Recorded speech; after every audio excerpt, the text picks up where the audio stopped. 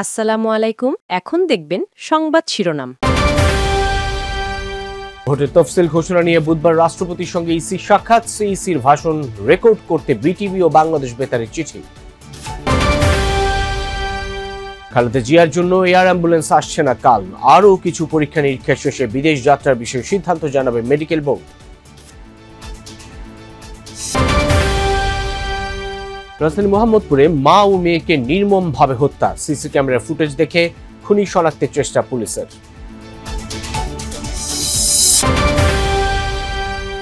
আগামী সপ্তাহ থেকে টাকা ফেরত পাবেন সম্মিলিত ইসলামী ব্যাংকের গ্রাহকরা। সামনে খেলাপি ঋণের দায় নিতে হবে কর্মকর্তাদের, বললেন গভর্নর।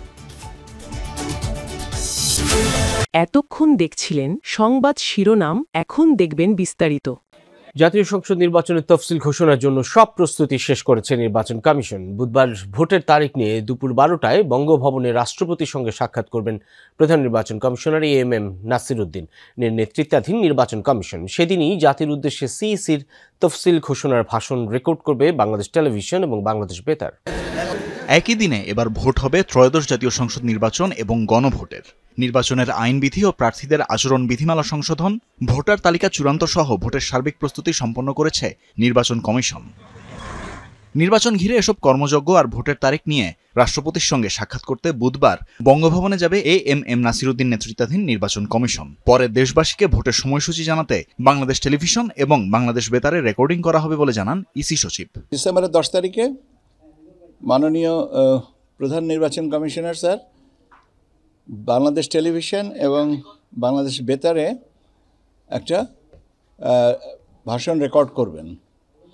এখন রেকর্ডের বিষয়বস্তুটা এবং সময়টা এটা স্যার নির্ধারণ করবেন, কিন্তু একটা রেকর্ডিং হবে এটুকু আমি জানা আছে এবং সেটা আপনাদের সাথে শেয়ার করলাম।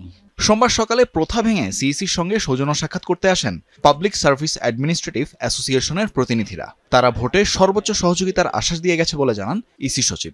সিভিল সার্ভিস অ্যাসোসিয়েশন থেকে যে যতটুকু সহযোগিতা প্রয়োজন তার থেকে বেশি ছাড়া কম করা হবে না।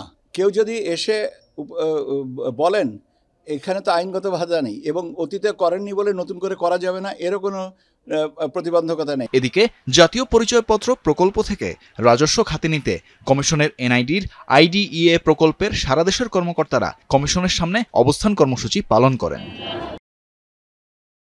বিএনপি চেয়ারপারসন বেগম খালেদা জিয়ার শারীরিক অবস্থা এখনও অপরিবর্তিত, তবে সবশেষ সিটি স্ক্যান রিপোর্ট স্বাভাবিক এসেছে বলে জানিয়েছে মেডিকেল বোর্ড। এর আগে খালেদা জিয়ার শারীরিক পরিস্থিতির উন্নতি না হওয়ায় 2 দফায় পিছিয়েছে বিদেশে নেওয়ার সিদ্ধান্ত। বিএনপি চেয়ারপারসনের উন্নত চিকিৎসার জন্য যুক্তরাজ্য যাওয়ার সংশোধিত তারিখ ছিল রোববার, তবে মেডিকেল বোর্ড সিদ্ধান্ত না দেয় তা আপাতত স্থগিত।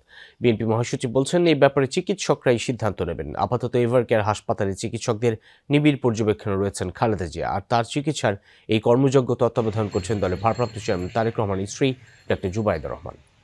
2 সপ্তাহ ধরে এভারকেয়ার হাসপাতালে মেডিকেল বোর্ডের চিকিৎসকদের নিবিড় পর্যবেক্ষণে রয়েছেন বিএনপি চেয়ারপারসন বেগম খালেদা জিয়া। দেশি বিদেশি চিকিৎসকরা সমন্বয় করে মেডিকেল বোর্ডের সাথে তার চিকিৎসার বিভিন্ন ব্যবস্থা, পন্থা এবং সিদ্ধান্তগুলো গ্রহণ করছেন। পাশাপাশি ডক্টর জুবাইদা রহমান লন্ডন থেকে আসার পর থেকে তিনিও মেডিকেল বোর্ডের সাথে তার চিকিৎসা ব্যবস্থাপনায় সরাসরি অংশ নিচ্ছেন। তো তার বিদেশ যাওয়ার যে বিষয়টি সেটি নিয়ে কথা বলতে চাই যে আগামীকালকে বা মঙ্গলবার সকাল 8টা নাগাদ যেই জর্জিয়া থেকে এয়ার অ্যাম্বুলেন্সটি আসার কথা ছিল জার্মান প্রতিষ্ঠান এফএআই এভিয়েশন গ্রুপের, তো সেটি আসছে না। তারা বেবি চকের কাছে সেই যে অবতরণের আবেদনটি সেটি বাতিল চেয়ে আবার পুনরায় আবেদন করেছেন। অর্থাৎ আগামীকাল সকাল 8টা থেকে রাত 9টা অবধি এই এয়ার অ্যাম্বুলেন্সটি থাকার কথা ছিল, অবস্থান করার কথা ছিল, সেটি হচ্ছে না। অর্থাৎ আগামীকাল বিএনপি চেয়ারপারসনের বিদেশ যাওয়ার বিষয়টি তার মানে থাকছে না। রাজধানী মোহাম্মদপুরে নিজ বাসায় মা ও মেয়েকে জবাই করে হত্যার ঘটনা ঘটেছে। নিহত 2 জন গৃহকর্ত্রী লায়লা আফরোজ ও তার স্কুল পড়ুয়া মেয়ে সাফিসা বিনতে আজিজ। সকালে মোহাম্মদপুরে শাহজাহান রোডের একটি বহুতল ভবনের ফ্ল্যাটে এই ঘটনা ঘটে। খুনের পর বাথরুমে গোসল সেরে মেয়ের স্কুল ড্রেস পরেই বেরিয়ে যায় সন্দেহভাজন গৃহকর্মী। সিসিটিভি ও খুনের আলামত পরীক্ষা করে অপরাধী শনাক্তের চেষ্টা করছে পুলিশ। সকাল 7:52 কালো বোরকা পরে মুখ ঢেকে ভবনের মূল ফটক দিয়ে ভেতরে প্রবেশ করেন গৃহকর্মী আয়েশা। প্রায় 2.25 ঘন্টা পর 9:36 স্কুলের পোশাক পরে পিছে ব্যাগ নিয়ে বেরিয়ে যান। ঘটনা এই বহুতল ভবনের ৮ম তলায়। ভেতরে গিয়ে দেখা যায় লিফটের সামনে গৃহকর্ত্রী লাইলা আফরোজের মরদেহ। উপরে গিয়ে দেখা যায় মেঝেতে ছোপ ছোপ রক্ত। নিজের ফ্ল্যাটের সামনে বসেই পুলিশ ও স্বজনদের কাছে ঘটনার বর্ণনা দিচ্ছিলেন গৃহকর্তা স্কুল শিক্ষক আজিজুল ইসলাম। জানান, স্কুল শেষে সকাল 10:30 নাগাদ ফ্ল্যাটে ফিরে দেখেন পড়ার টেবিলে রক্তাক্ত মেয়ে আর ঘরের মেঝেতে স্ত্রীর গলাকাটা মরদেহ। পরে মেয়েকে সোহরাওয়ার্দী হাসপাতালে পাঠানো হলে চিকিৎসক মৃত ঘোষণা করেন। দরজার এই নব খুললাম, খুলেই দেখি আমার মেয়েটি মাথাটা এইভাবে দিয়ে ওয়ালের সাথে হেলান দেওয়া, রক্ত রক্ত। আমি ওইখান থেকে জাস্ট তাকায় দেখি আমার নিনা ওইখানে রক্তে বসে আছে।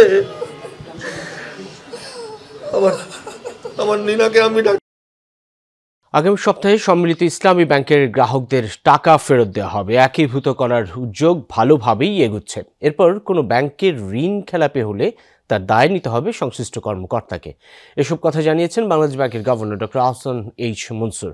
অন্যদিকে পরিকল্পনা কমিশন বলছে, শরিয়া ভিত্তিক ব্যাংকে আমানতের পরিমাণ কমেছে, কাঙ্ক্ষিত রাজস্ব আসছে না এই খাত থেকে।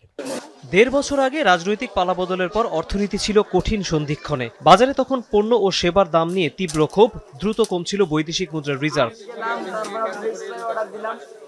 ব্যাংকে অনাদায়ী ঋণের বোঝা বেড়ে দাঁড়ায় প্রায় 25%। সমাধান টানতে তখন থেকেই কঠোর মুদ্রানীতি, অপ্রয়োজনীয় ব্যয় কমানো ও ডলার বাজারকে নিয়ন্ত্রণে আনার চেষ্টা করে অন্তর্বর্তী সরকার। সেসব চেষ্টা সফল হলো নাকি ব্যর্থ, সোমবার তার পোস্টমর্টেম করে পরিকল্পনা কমিশন। রাগঢাক না করেই জানায়, রাজস্ব আদায় লক্ষ্যের মাত্র অর্ধেক অর্জন করতে পেরেছে এনবিআর। বাজেটের অর্থ ব্যয়ে বেশ পিছিয়ে একাধিক মন্ত্রণালয়।